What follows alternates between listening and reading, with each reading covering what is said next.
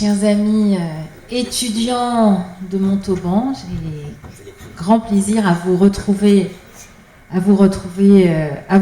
aujourd'hui, Madame la Présidente à Montauban, Mesdames et Messieurs.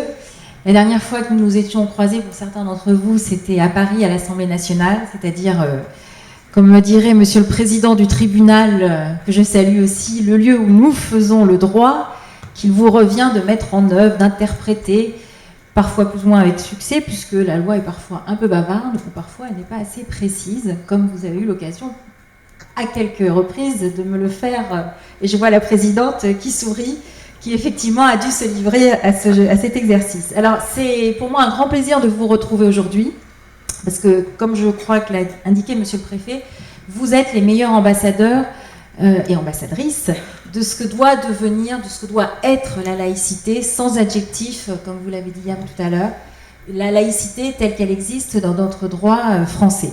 Je salue aussi, c'est un grand plaisir, et je l'avais dit à Madame Ouanest il y a quelques mois, la présence du révérend Père Dakash de Beyrouth. Beyrouth est une ville chère à mon cœur, et je suis très heureuse que vous l'ayez invité, et je suis surtout très heureuse qu'il soit présent parmi vous aujourd'hui, parce que le Liban est un État qui n'appelle pas ça laïcité, mais qui a ses fondements de respect qui reposent sur un partage des pouvoirs entre trois grands courants religieux, on va dire, entre les maronites, les chiites, les sunnites, avec aussi les druzes. Et c'est un équilibre très particulier, mais qui fait vivre une démocratie qui pour nous est pleine, en tout cas moi pour laquelle je suis pleine d'admiration, sur l'équilibre qui est obtenu. Alors le sujet d'aujourd'hui porte sur la laïcité et la territorialité. L'an dernier et sur les éditions précédentes, vous avez eu une analyse très juridique de la laïcité, et cette année vous avez souhaité la confronter à la territorialité. Alors quand on analyse ce concept, parce que quand vous nous posez la question, on se dit « oulala, comment répondre à cette question laïcité et territorialité ?» Eh bien, je me suis dit que tout d'abord, la définition même de la laïcité reposait sur la territorialité. Tout simplement parce que la laïcité définit deux espaces. Elle définit un premier espace qui est l'espace individuel, intime, son jardin secret. Cet espace qui est un espace de liberté absolue, c'est-à-dire de notre propre conscience, de notre droit de croire, de ne pas croire, de pouvoir penser. Et c'est un espace du droit à soi-même, du droit à sa liberté de penser. En France, nous avons la jouissance de ce droit, de cet espace, de liberté pour nous-mêmes. Dans d'autres pays, ce n'est pas toujours le cas. Et effectivement, ça fait partie des combats qui ont été menés, mais dont nous, aujourd'hui, il nous paraît implicite que nous avons le droit de penser par nous-mêmes, nous avons le droit de penser ce que nous voulons, nous avons le droit de croire, de ne pas croire, et nous avons le droit d'assumer cet espace personnel pour nous-mêmes, vis-à-vis des autres. Et puis, la laïcité définit un second espace, qui est un espace public, un espace citoyen, un espace qui doit être, à mon avis, pacifié par le refus du prosélytisme, et à mon avis aussi, la nécessité d'agir sans agresser l'autre, asseoir l'échange, le partage, la cohésion de notre pays et bien sûr la concorde. Et donc, toute la question qui se pose pour nous, dans notre République, tout le défi que nous avons, c'est de faire vivre ces deux espaces sans que l'un empiète sur l'autre. C'est pour ça que la notion même de territorialité que vous avez inscrite dans ce colloque, elle est inhérente à la laïcité, qui pour moi divise l'espace en deux espaces. Un espace qui m'est propre, un espace personnel, et un espace qui est celui de l'espace public, citoyen, dans lequel j'agis, j'interagis avec l'autre, tout en le respectant et tout en évitant tout prosélytisme. Alors la question qui évidemment se pose, c'est comment, si le premier espace est assez bien accepté et en tout cas on l'envisage de manière assez précise depuis la Révolution française, comment organise-t-on le second espace? Qu'est-ce qui est du prosélytisme et qu'est-ce qui ne l'est pas quand on intervient dans l'espace public? Qu'est-ce qui est l'affirmation de ma liberté personnelle qui ne va pas jusqu'à agresser l'autre ou en tout cas à heurter la liberté de l'autre? Dans le fond, la laïcité pour ce second espace vise à hiérarchiser les valeurs que nous voulons y mettre. Elle revient à dire que lorsque ma liberté individuelle devient du prosélytisme, alors elle n'est pas acceptable dans l'espace public. Et c'est cette hiérarchie-là que nous posons quand nous définissons ce second espace, ce second territoire, cette seconde territorialité que vous définissez, que nous voulons définir avec la laïcité.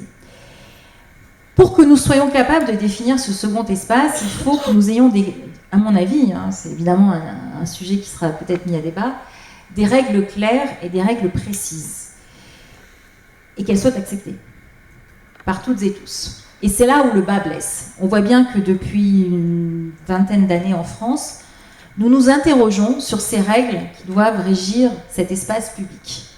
Avec, certains disent, les règles empiètent sur la liberté individuelle, d'autres disent, il y a une forme de discrimination à ne pas accepter une liberté individuelle poussée jusqu'à un certain extrême.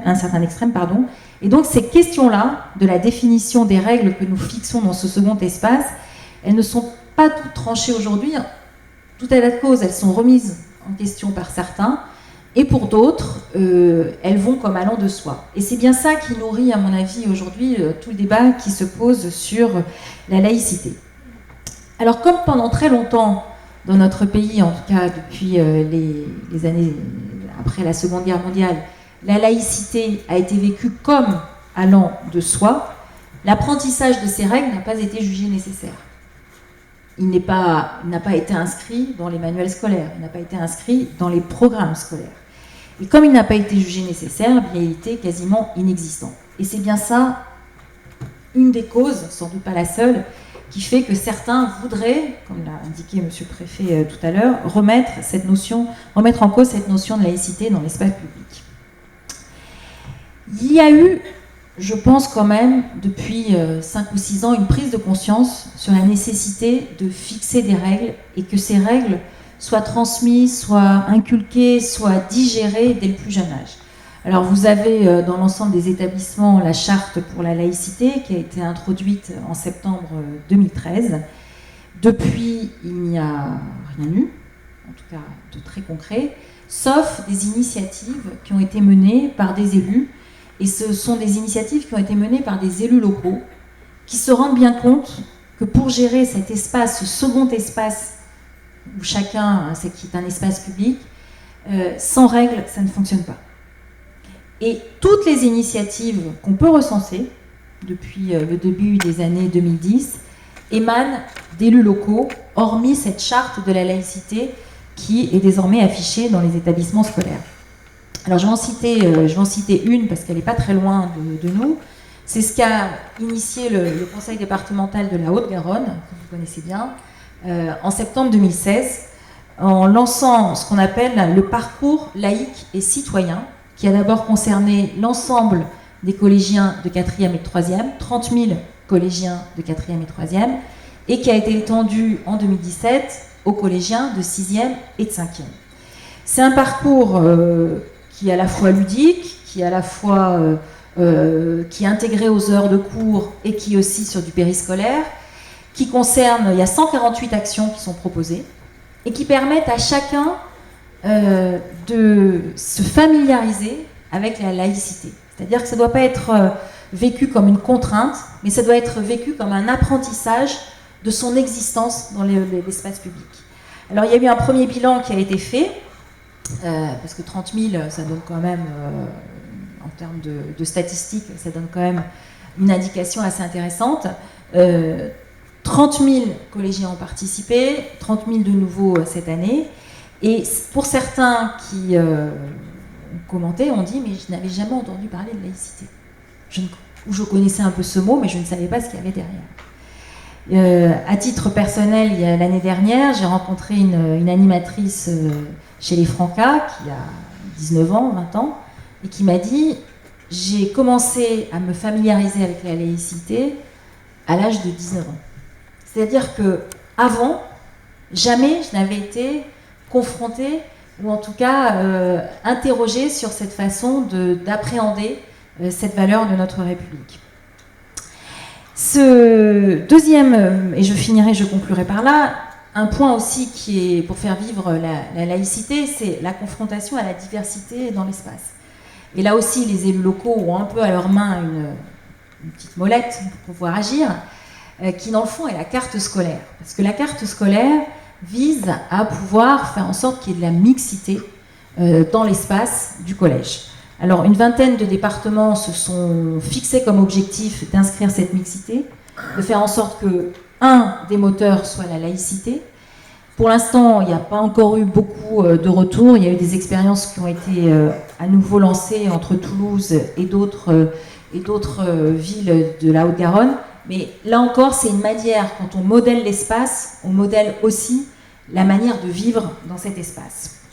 Pour conclure, mesdames les présidentes, je voudrais citer un auteur libanais que j'aime beaucoup, Amin Maalouf, qui a écrit un très beau livre, enfin plusieurs très beaux livres, mais un qui s'appelle Les Désorientés.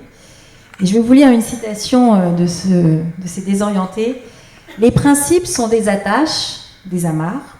Quand on les rompt, on se libère, mais à la manière d'un gros ballon rempli d'hélium, et qui monte, qui monte, qui monte, qui monte, donnant l'impression de s'élever vers le ciel alors qu'il s'élève vers le néant. » Chers étudiants, j'ai envie que cette phrase d'Amin Maalouf, vous la gardiez en tête, et cette image du ballon. Des principes ne nous ont jamais enchaînés à quoi que ce soit, parce qu'un ballon d'hélium, il a quand même de la liberté pour voler, même quand il est attaché. Par contre, quand il se détache de tous ces principes, il part vers le néant. Cette laïcité fait partie des principes de notre vie dans notre République, de notre vivre ensemble. Il faut que chacun se l'approprie. Le premier espace de liberté, je suis certaine que vous l'avez tous approprié. Maintenant, le défi, et monsieur le préfet l'a indiqué tout à l'heure, le défi pour vous, parce que vous êtes les porteurs de cet espoir, c'est de faire en sorte que ce second espace, l'espace public, puisse véritablement porter cette valeur de laïcité. Et bien entendu, nous comptons sur vous. Merci à vous toutes et tous.